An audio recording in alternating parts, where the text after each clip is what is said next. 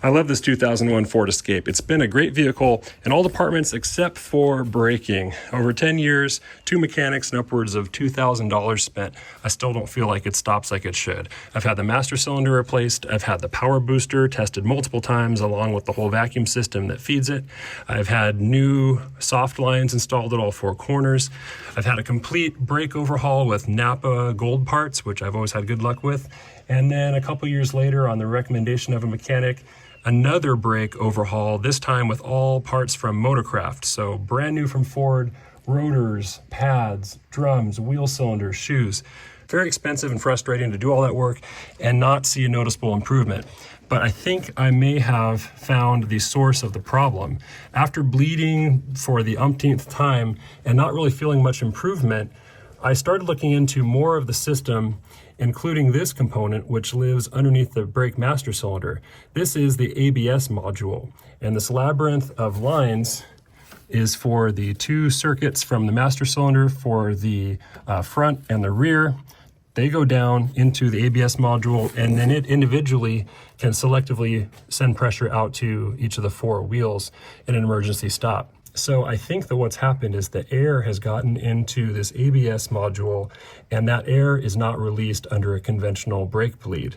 Now there are tools you can buy which will let you manually turn on the ABS pump, and that can force air out if there is some, but I don't have that tool. So in this video, I'm going to show you everything I had to test, check, adjust, bleed, and ultimately discover in order to resolve my issue, along with an unconventional method which let me solve the problem and restore my full braking capacity without any special tools or parts.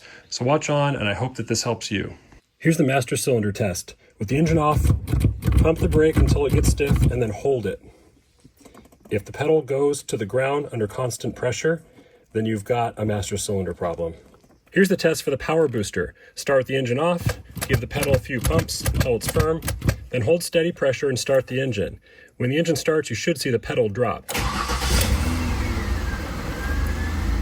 If the pedal doesn't drop, if it just stays the same, then that means either you have a bad power booster or the engine is somehow not being able to provide vacuum to the booster, so check hoses. Also keep in mind that even after the engine is off, you'll get 1, maybe 2 more pumps with residual vacuum that's in the booster. So when you're doing these tests, make sure you start by pumping the pedal a few times to make sure you're performing a valid test. Start the brake service at the rear of the vehicle. And the first place to look is at this wheel cylinder. You want to see if there's any brake fluid around these rubber seals on the inside or on the outside where they contact the shoe. If you're seeing brake fluid on here, stop there, replace the wheel cylinders. Don't waste your time trying to get everything working only to have leakage out of these wheel cylinders. They're cheap and worth replacing. Go ahead and get some brake parts cleaner and clean this as best as you can. I've got a pan underneath for that purpose. Focus in on the brake adjuster right here so you can see what you're doing. There's an automatic adjuster here. It should fire when you back up the vehicle, and this should adjust the shoes. In practice, I've found that it just doesn't work at all. So what you need to do is manually turn this adjuster until the shoes are wide enough that the drum just barely fits on. On the driver's side, the thread here is conventional.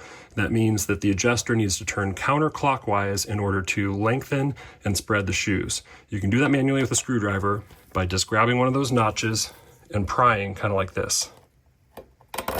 You may hear a click as the adjuster lock in the back springs past each notch like that. Try putting on the drum after each adjustment. If you can turn it really freely, you probably want to tighten this just a little bit more to the point where you can just barely get it on there.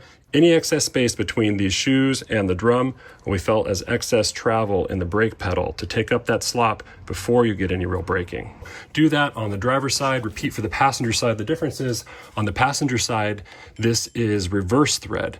So you need to turn the adjuster clockwise in order to lengthen the adjuster. Here's what I mean by the brake drum being tight to put on. You can see I'm having to push back and forth on both sides. If I had both hands, I could do it a little bit easier, but it will definitely bind up when it's correctly tensioned until you get down, seated on the wheel hub. And at that point, the axle will turn smoothly without any rubbing on the brake shoes.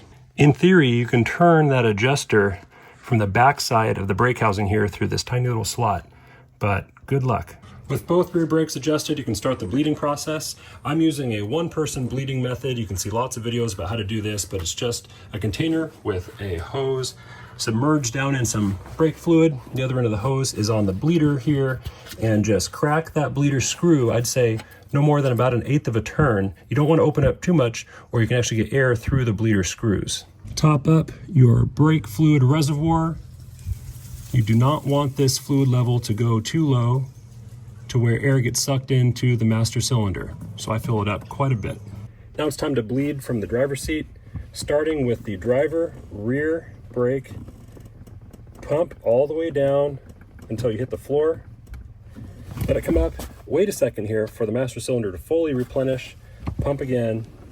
Do that 10 times, then check the fluid level, move on to the next wheel.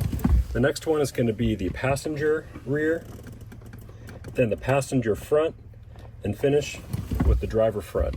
After you're done pumping from the driver's seat, come back and check your hose. It should be nice and clear, no yellow fluid, and there shouldn't be a bunch of bubbles in it. If that's the case, tighten your bleeder back down. For the fronts, you don't need to lift the vehicle off the ground. Just turn the wheel you're working on outward, and you can slip the hose onto the bleeder as such. On my 2001, the front bleeders are 3/8. The rear bleeders actually fit best with an 8mm. Once you've bled all 4 corners, pump that pedal a few times, find its firm point, and then hold pressure on there. If that pedal continues down to the floor under firm pressure, well, you still have a leak somewhere. The pedal should hold that pressure as long as you're able to press it. With all 4 brakes bled and the fluid level topped up, now I need to force the anti-lock brake system to come on. A gravel road can help with this. Just get it up to 10, 15, doesn't have to be fast, and give a full force brake. You're listening for the anti-lock brake system to come on. You should feel the anti-lock brake system in the pedal as well. Once you've done that a few times, the air should have worked its way out of the ABS module and into the regular brake lines. Go back and repeat the brake bleeding procedure, then come back, try the ABS trick again, then go back and bleed again if necessary. Each time you should feel a little bit better pedal feel, and it'll be a little bit easier to activate ABS each time. I've got just one more problem to tackle, and that's with this connector for the low brake fluid indicator. You can see the wires that go to it are cracked and insulation's missing on both sides. I found out about this problem when I sprayed the engine compartment and got a faint brake light on the dash just from water going between these. Now I probably need to go ahead and get a whole new pigtail, splice it into the wiring harness. The problem is it's been held really tight and at a tight angle for a long time, plus it's a 25-year-old car. So that's a project for another day. What I can do today is just give it some reinforcement with a little hot glue. So I'm gonna put hot glue in there, plug it in so that the glue hardens or cools while it's in its preferred angle. And that should at least stabilize things until I can replace this. And there you go. I definitely applied more than was necessary, but I got that glue in between and all around both those wires, and that's gonna stabilize those connections until I can get a new plug on there. So quick little fix with hot glue. I'll take it. Well, this escape just keeps on going. It's been in the family since it was new. I've used it for work, for play, for moving, for home ownership for the last 120,000 miles or so. And I'm glad that I was able to make a fix to keep it going a little bit longer. I'm also really happy that I never had any trouble with braking situations, considering the things that I do with it. If this was helpful to you, go ahead and hit that like button. If you've got any questions, post them in the comments. And most importantly, thanks for watching.